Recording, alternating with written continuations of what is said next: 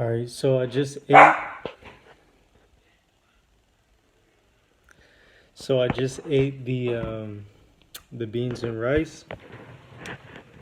Um, I started them at 10 a.m. and then I started cooking at 3 a.m. So 11, 12, 1, 2, 3, 5 hours of soaking. And after cooking them, I waited for them to get to a boil. Um, every about 5 minutes, I took off the aluminum foil. Leave it alone. I took off the aluminum foil and I stirred it around just to make sure that no rice or no beans gets burnt at the bottom. Um, when making a survival meal of rice and beans and you're using limited resources, you want to make sure that you protect your items. Um, that's why when I took it off, it was still watery. The rice and beans, they were still watery because if you let it cook all the way, you're gonna get that sediment on the outside or the inside edges of your bowl or your canteen, whatever you're using to cook. So to avoid long cleanup times or tiresome cleaning, because you're gonna have to be doing this every day, if a situation arises to where you need to, you want easy cleanup. And doing that, I saved myself a lot of time. All the stuff was easy to wash out with just my fingers. I just poured some water in the bowl and rubbed off all the residue. So the meal was a 5 out of 10.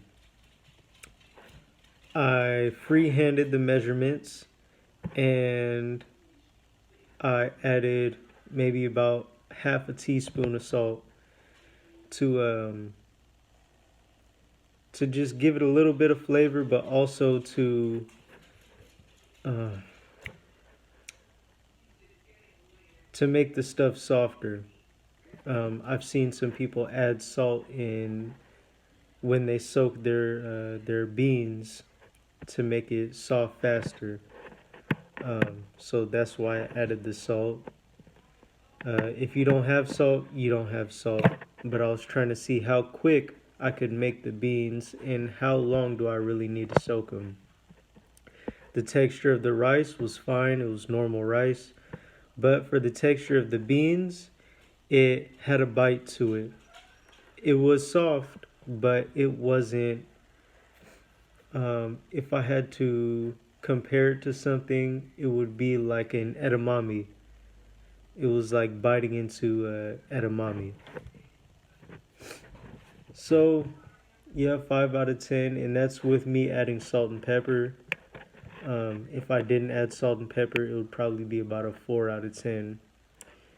I noticed I had to continue to add water while I was eating.